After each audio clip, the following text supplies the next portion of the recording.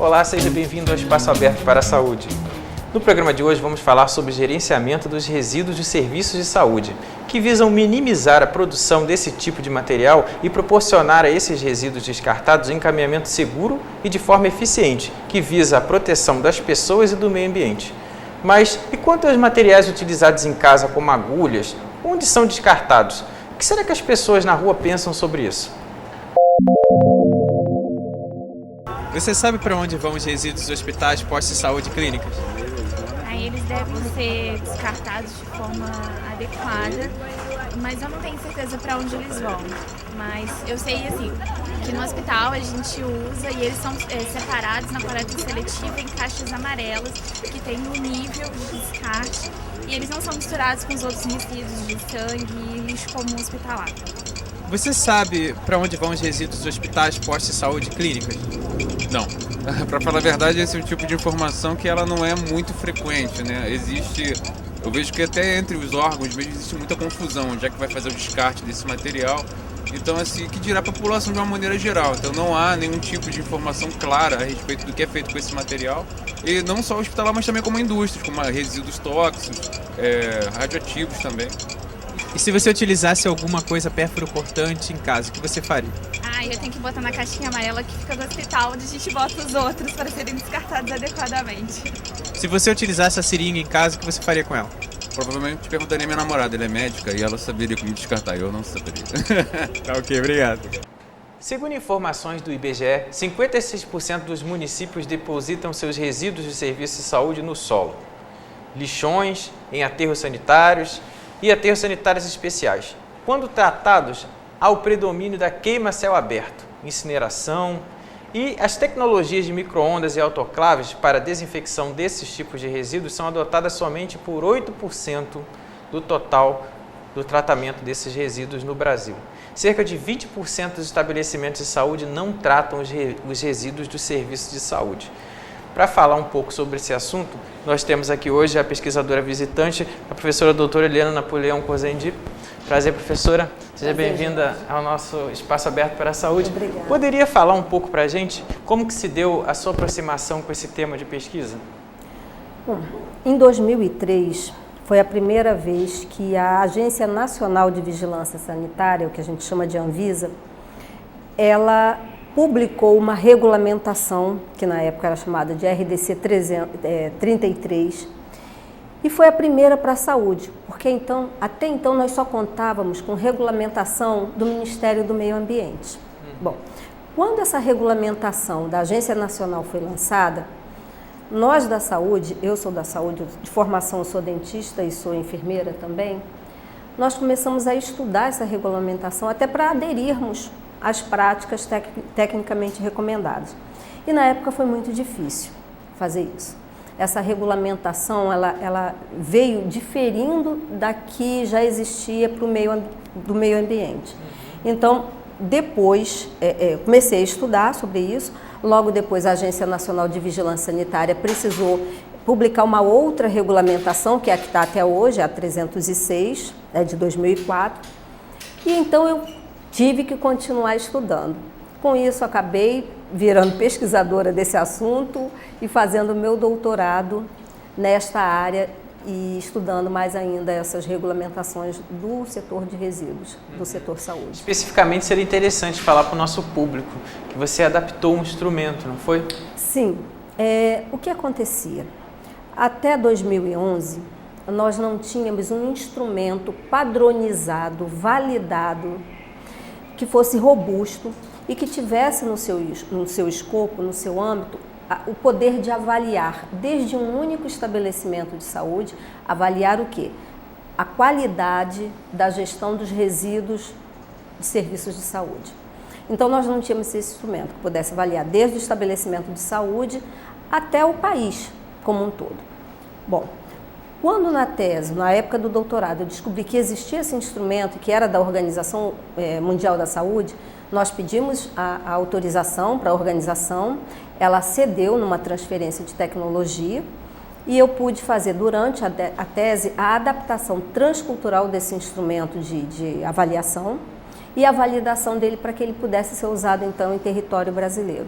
Então hoje nós já temos um instrumento de avaliação robusto, validado, padronizado, e que ele faz essa avaliação do nível de desempenho da gestão desses resíduos. Ou seja, ele avalia se está tendo destino correto e sendo tratado corretamente os resíduos de serviço de saúde. Também, mas ele ainda vai além, porque ele avalia também qual é o nível de atenção e de cuidado com a saúde do trabalhador. Não só do trabalhador inserido no hospital, que pode ser um médico, um enfermeiro, enfim, é um trabalhador da saúde, como também aquele trabalhador externo, que é o que maneja esses resíduos depois que ele sai do estabelecimento de saúde. Ele avalia também se esses trabalhadores são vacinados, qual o nível de capacitação e treinamento que eles recebem para lidar com essa responsabilidade do manejo desses resíduos.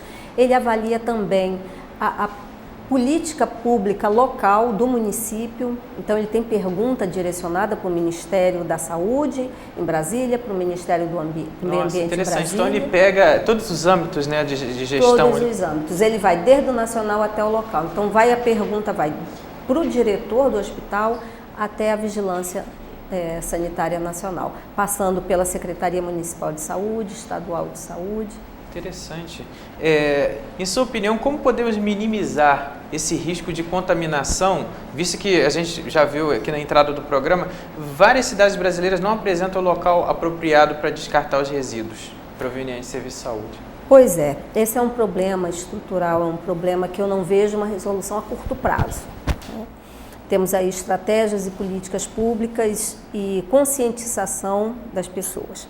Enfim, o que cada um de nós pode fazer hoje, e aí é plausível, é conseguir separar, que a gente chama de segregar, separar os tipos de resíduos de serviço de saúde. Porque tem aquele que pode ser, inclusive, reutilizado, reciclado, e tem aquele que é rejeito. Ele não pode nem ser chamado de resíduo, ele é um rejeito, porque ele é perigoso. Então, se nós conseguirmos separar bem os resíduos, nós vamos ter uma quantidade bem menor de resíduo perigoso, porque, na verdade, o que se gera de resíduo perigoso é uma fração bem menor, está em torno de, no máximo, 18%. E todo o restante é passível de uma destinação menos, vamos dizer assim, custosa, economicamente falando. É porque a gente entrevistou algumas pessoas na rua e elas realmente não sabem o que fazer com algum pérfuro cortante, por exemplo, que utiliza em casa, agulha, seringa, uma ampola de algum medicamento que tenha utilizado e descartam no lixo comum. E teve até uma entrevistada que falou que, como ela é da área da saúde, ela levava para o hospital, mas nem todas as pessoas têm acesso a levar o material para o hospital. Nesse caso, fica complicado, né? Exato. E tem um outro porém. É complicado também porque não é seguro. Então, por exemplo, um carro hoje ou uma pessoa, para transportar um resíduo perigoso, o pérfuro cortante é considerado um resíduo perigoso. Ela precisa de uma licença, o transporte precisa estar sinalizado que ela está levando aquele tipo de resíduo. Então, não há legalmente uma permissão, mesmo sendo um enfermeiro, um médico que saiba com o que está lidando, ele não tem permissão legal para transportar isso no ambiente externo do hospital.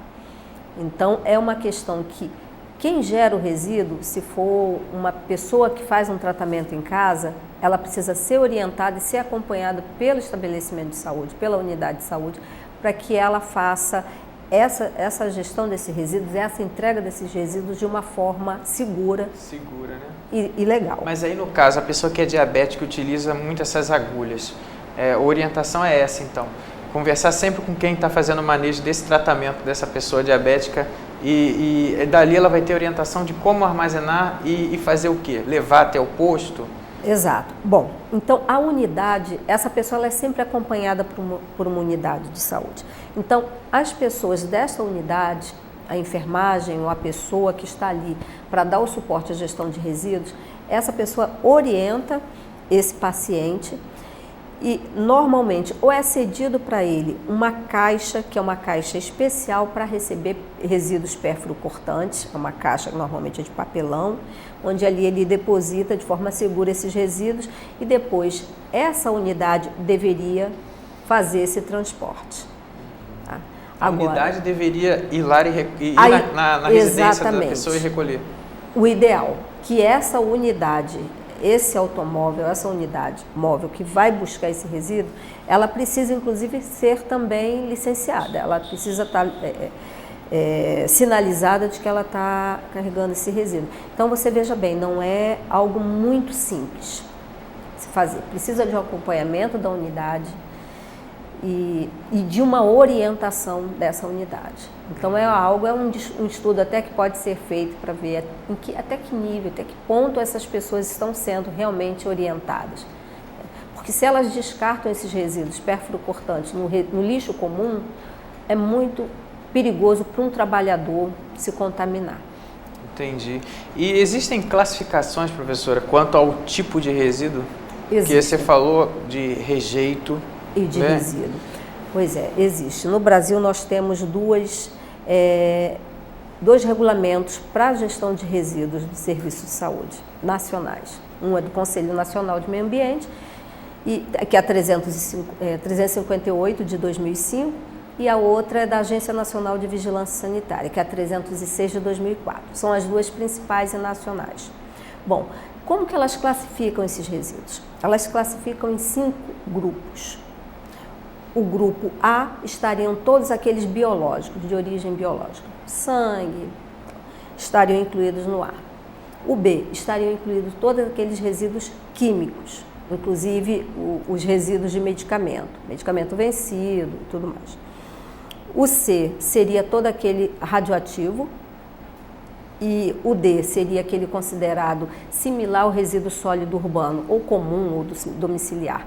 E o E, que seria o quinto, estariam ali todos os que podem cortar ou perfurar, que a gente chama de perfluorocortante. Então vai lâmina esse seria o mais perigoso? Qual que você avalia? Todos são perigosos, mas...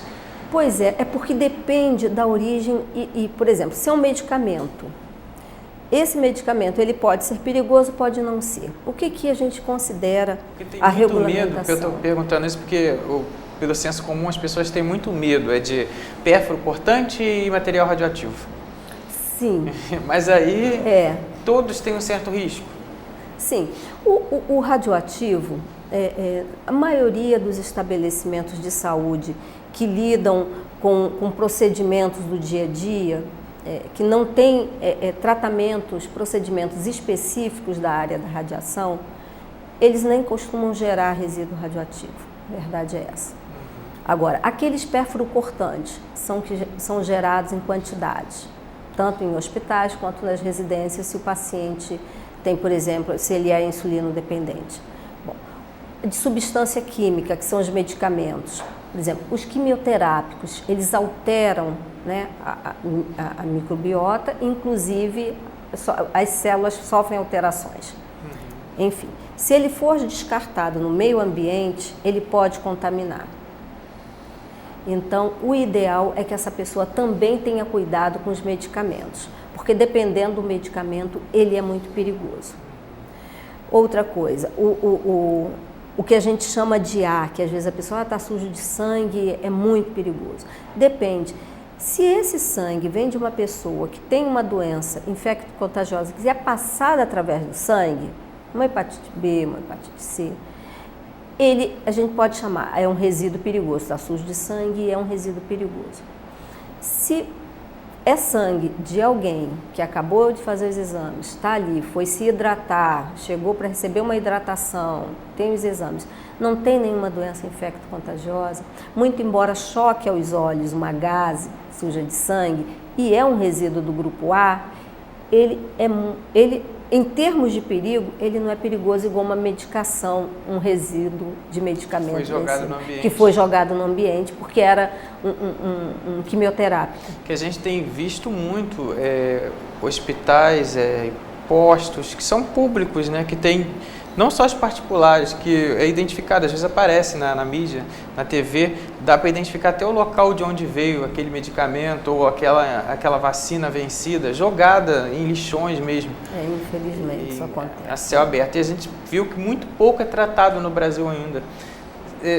Você acha que essa defasagem no tratamento desses resíduos ainda tem uma relação com a ausência de tecnologia ou há um desinteresse mesmo do setor saúde em fiscalizar? Entendo. Olha, Jorge, eu não fiz nenhum estudo profundo, então com certeza absoluta eu não sei de responder. Mas o que na minha percepção acontece é um conjunto de fatores. Por exemplo, a tecnologia ainda é cara, as autoclaves, os incineradores, o controle é caro. Uma única tecnologia não dá conta de todos os resíduos. A outra questão é se esses resíduos forem misturados, se eles não forem segregados, separados na fonte no momento que eles são gerados, o que acontece com esses resíduos é que eles misturados a um químico, como é que você trata? O resíduo químico deveria ser tratado de um jeito, biológico de outro. Quando você trata os dois juntos, o tratamento nem sempre é eficaz. E a tecnologia também sofre um desgaste. Então, na verdade, é um conjunto de fatores. Um outro momento, o que acontece é a capacitação, o treinamento e a formação dos responsáveis por lidar com essa gestão de resíduos dentro dos hospitais. Então, nem sempre também eles conseguem ter todas as informações necessárias para repassar para a população do hospital. E como se dá, professor, então, esse preparo das pessoas que lidam com esse tipo de material? Pois é, na época que eu fiz o meu estudo, na tese de doutorado, que eu fiz o levantamento dessas informações em Niterói, esses grupos, eles ainda não estavam bem formados para isso. A verdade é essa. Muitos procuravam ler e se capacitar, lendo, comprando livros, perguntando a quem já está estudando um pouco mais. Não vi uma política de formação para essas equipes responsáveis pela gestão de resíduos dentro dos hospitais. Mas, na verdade, isso deveria ser feito com treinamento contínuo, deveria, né? E o Ministério tem, né, algum manual, alguma coisa que oriente para treinamento das pessoas? Tem um manual de 2006, além da própria regulamentação, tem também um manual da Agência Nacional de Vigilância Sanitária para os hospitais, que é de 2006, e tem também para os dentistas.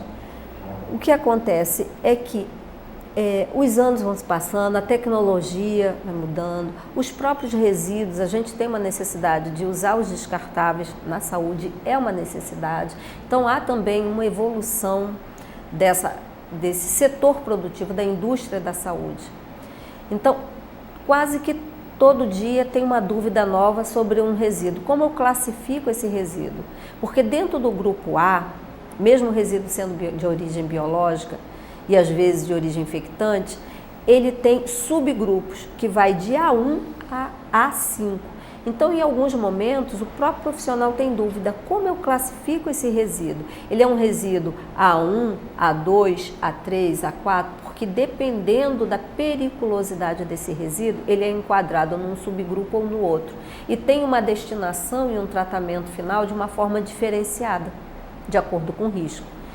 Então, um manual é uma iniciativa ótima, mas ainda há necessidade de formação e de capacitação contínua para acompanhar essa evolução natural. Interessante. E quem compõe essa equipe que lida com esse material no hospital, no serviço de saúde? Pois é, cada unidade hospitalar, cada estabelecimento de saúde, dependendo da sua complexidade, do tamanho, do número de leitos, ele vai ter a sua equipe.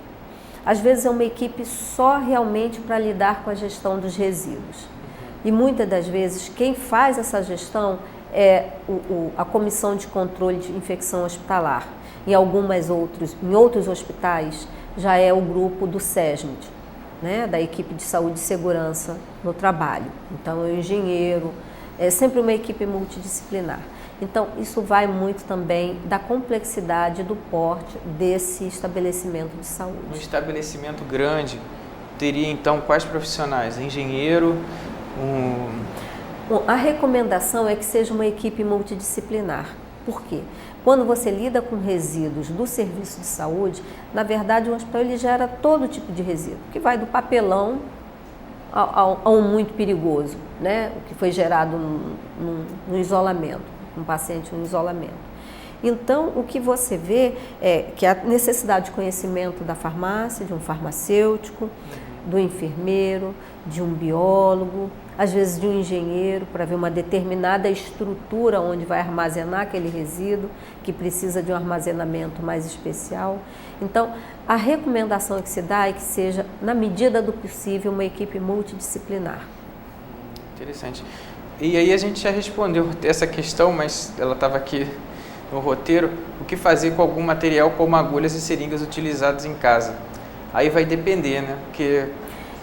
o ideal é que essa pessoa, que faz seu tratamento em casa, que gera um tipo de resíduo, seja um resíduo de medicamento que sobrou porque houve uma troca, principalmente um quimioterápico que é para tratar o câncer. Porque alguns hospitais, eles recebem o restante dos medicamentos, são medicamentos vencidos, não tem algum? Sim, alguns hospitais já estão mais amadurecidos nesse sistema de gestão e já fazem isso. Mas a gente ainda, infelizmente, não pode dizer que isso é uma prática de todos os estabelecimentos de saúde. Então, o ideal é que essas pessoas que geram pérfuro cortante, e normalmente você vê que o cidadão tem assim, um cuidado. Eu posso jogar uma agulha aqui, quem vai pegar o coletor do resíduo, do lixo, pode se acidentar, pode se perfurar. Então, ele tem. Bom, o que ele deve fazer? Sempre seguir a orientação do estabelecimento de saúde que acompanha ele. Em ele não tendo essa orientação ou tendo que esperar por essa orientação, o que ele pode fazer é colocar esses resíduos pérfuro-cortantes dentro de, por exemplo, um resíduo de um plástico grosso que não tem risco, ou um pote, uma lata, uma pote que ele vede bem e que ele sinalize por fora o que tem ali dentro, né? E bote num local mais alto, que não tem acesso de crianças, até que ele receba uma orientação mais apurada da unidade que lhe acompanha. Então está bem explicada essa parte. Vamos agora às nossas perguntas por e-mail. Você que tem questões, mande para a gente espaçoabertosaude@gmail.com. Nós vamos agora começar respondendo a pergunta do Fabiano Souza, de São Gonçalo. Como se pode caracterizar um resíduo como contaminante hospitalar? Bom, contaminante, primeiro a gente teria aqui no conceito, né? O contaminante hospitalar. Eu imagino que ele deva ter pensado num resíduo sujo de sangue, numa seringa, que normalmente é o que vai no imaginário das pessoas. Bom, para a seringa e para a agulha, é essa caixa, né, que é de papelão, onde ela é justamente para guardar esses resíduos perfuro-cortantes. Né? Costuma ser amarela, dependendo do fabricante, que são os resíduos perfuro-cortantes. E aqueles que são sujos de sangue, luva suja de sangue, também são considerados infectantes. Então, eles também vão para um saco branco leitoso, que tem um símbolo de infectante, né, para as pessoas reconhecerem que ali dentro, que está ali dentro é perigoso, pode infectar, pode, né, contagiar. Então, ele reconhece dessa forma esse resíduo. E é colocado, e deve ser colocado, segregado e guardado dessa forma, em resíduos próprios. A Graziela Tavares, do Rio de Janeiro, pergunta: quem administra os resíduos de serviço de saúde depois de ser usado? Dentro do hospital, normalmente há uma equipe para isso. Mesmo que seja um pequeno hospital, de pequeno porte, normalmente tem, nem que seja uma pessoa que ela é responsável pelas ações de gestão de resíduos gerados naquele estabelecimento de saúde. Geralmente está ligado, como você colocou, a controle de infecção hospitalar, a equipe de controle de infecção. Normalmente o que a gente encontra se a estrutura do hospital é uma estrutura pequena, é um pequeno estabelecimento de saúde, normalmente a equipe que cuida do controle de infecção hospitalar, assume mais essa responsabilidade. Se for um hospital de grande porte, alta complexidade, normalmente há uma equipe para fazer a gestão dos resíduos. E é essa equipe, esses profissionais que fazem todas as ações correspondentes à segregação, a condicionamento. Né? Interessante. O Tiago Dória, do Rio de Janeiro, pergunta onde ficam armazenados esses resíduos enquanto a empresa não recolhe? Sim. Há uma recomendação da Agência Nacional de Vigilância Sanitária de que o hospital deve manter um espaço que a legislação chama de armazenamento externo.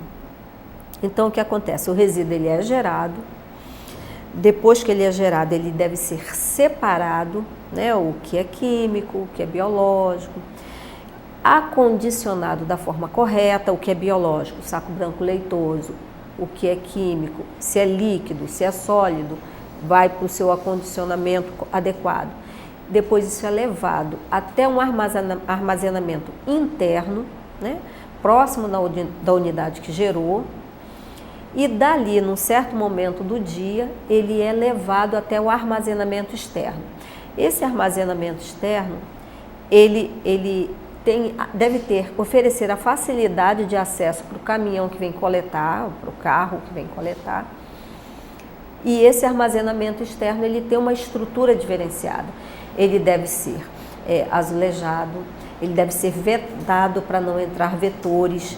Ali os resíduos, containers, tem o símbolo, tem por fora, se é químico, se é biológico, ele está sinalizado e não deve ter, esse local não é de acesso ao público comum. Dali ele já fica próximo para poder o caminhão especial? Exatamente. Esse armazenamento, o que se exige é que ele seja de fácil acesso para o caminhão coletar. Mas ainda é um espaço do estabelecimento de saúde. E esse caminhão que faz o recolhimento é um caminhão especial também para resíduos, né? Especial e muito importante, ele deve ter a licença para fazer a coleta desse resíduo. Nenhum transporte não licenciado, não sinalizado pode fazer a coleta. Uma outra pergunta aqui da Maria Aparecida de Niterói. Caso ocorra contaminação com esses resíduos hospitalares, o que devo fazer? A pessoa, sei lá, se furou, entrou em contato? Bom, se ela se acidentou, a gente chama de acidente biológico. Ela, com uma agulha que já tinha sido usada, né, que está contaminada. Bom, ela se acidentou. Pode procurar, aqui em Niterói tem o CPN, mas toda a cidade tem referência, né? As suas unidades de referência para esse tipo de acidente. Aqui em Niterói, até algum tempo atrás, não sei se mudou, é o CPN e o Azevedo Lima. Chega até lá, vai ser ouvido, eles vão fazer ali todo o preenchimento, todo um procedimento e identificar essa agulha, ela estava contaminada. Quem usou essa agulha? Então é muito importante essa informação. Né? Quem antes havia usado esse pérfuro cortante? Né? Porque aí vai depender a decisão do médico se ele entra com algum medicamento profilático ou não. E a gente falou um pouco sobre o caminhão, né? Que aí até você colocou sobre a licença específica e tal. Mas são empresas que também são fiscalizadas para poder ter essa licença, para poder conseguir transportar, e elas levam para onde? Sim, né? Essas empresas, elas são licenciadas, há toda uma documentação, uma regulamentação, um protocolo, procedimentos que devem ser seguidos até elas alcançarem esse documento, essa autorização para fazer esse transporte, essa destinação. Pois bem, normalmente têm a autorização e a licença para fazer o transporte. Então elas pegam esse resíduo que está lá no armazenamento externo do hospital e leva até a sua destinação final. Mas também vai depender do tipo de resíduo. Se é um resíduo biológico, se ele é um resíduo biológico do tipo perigoso, porque saiu de uma enfermaria de isolamento, porque quem está ali tem uma hepatite. Não, porque eu queria entender se a empresa é responsável pelo local onde ela joga também. Não, ela só é responsável por transportar. Sim, o serviço dela é transportar. Agora, quanto à responsabilidade, se esse resíduo é destinado de uma forma inadequada, acaba sendo dela também, porque a gente chama de responsabilidade compartilhada ou solidária. Por exemplo, quem gera o resíduo é responsável por ele até a sua destinação final, mesmo que ele não transporte. A transportadora, ela também é responsável solidária, porque ela está levando o resíduo até a destinação final. E o espaço onde ele foi destinado, se não está adequado para receber esse resíduo, também é responsabilizado pelo poder público. Uma última pergunta do Maurício Pereira, de São Gonçalo. Se os resíduos contaminados forem jogados inadequadamente no ambiente, quais as medidas necessárias que devem ser tomadas? Pois é, vai depender, essa medida que a gente chama de medida mitigatória, ela vai depender do tipo de resíduo que foi destinado inadequadamente. Se é um resíduo químico, se ele é químico líquido, se ele é químico sólido, qual é o nível de periculosidade desse resíduo, de contaminação, de agressão desse resíduo, se ele é um resíduo infectante, se ele é só um resíduo biológico. Então vai depender da qualidade e da quantidade desse resíduo. A medida mitigatória para limpar o local, para se fazer uma medida de prevenção, vai depender do tipo de resíduo, mas há que se ter realmente uma ação prevista para casos de acidentes ou situações em que, infelizmente, a intenção foi aquela. Interessante. Professor, em sua opinião, qual o grande desafio no manejo dos resíduos de serviço de saúde? Bom, eu não vejo eu vejo vários, mas aqui eu vou colocar dois. Bom, primeiro é a formação, que a saúde, que o setor saúde forme seus profissionais, capacite, dê mais informação, porque essas pessoas elas têm buscado sozinhas, porque elas querem fazer o melhor. Bom, além da formação, porque a saúde realmente está com uma série de problemas, então destinar verba para formação, para lidar com gestão de lixo, nem sempre isso é colocado como uma prioridade. Então esse é um desafio. O outro desafio é conseguir segregar da forma correta esses resíduos, não deixar misturar. Porque hoje já se tem a consciência, já se sabe que só no máximo 18% a 20% dos resíduos gerados em estabelecimento de saúde realmente oferecem risco. O restante não são perigosos. A própria natureza dá o jeito, né? Não sei se a própria natureza dá um jeito, mas não são perigosos assim, de causar impacto direto ao ambiente ou à saúde de alguém. Mas aqueles 18, se eles forem segregados, a quantidade, o custo é menor, o custo ambiental é menor e a gente consegue definir que tipo de tecnologia é apropriada para lidar com aquele resíduo, porque está separado. Agora, no momento que ele é misturado, o plástico com sangue, fica difícil, com substância química aí é complicado. Então, a gente conversou com a professora doutora Eliana Napoleão Cozendei, agora acho que eu falei certo o nome. E ela é pesquisadora visitante lá da Fiocruz, Fundação Instituto Oswaldo Cruz. E a gente agradece a presença da professora e toda a equipe, dos nossos apoios ao programa e até o nosso próximo Espaço Aberto para a Saúde.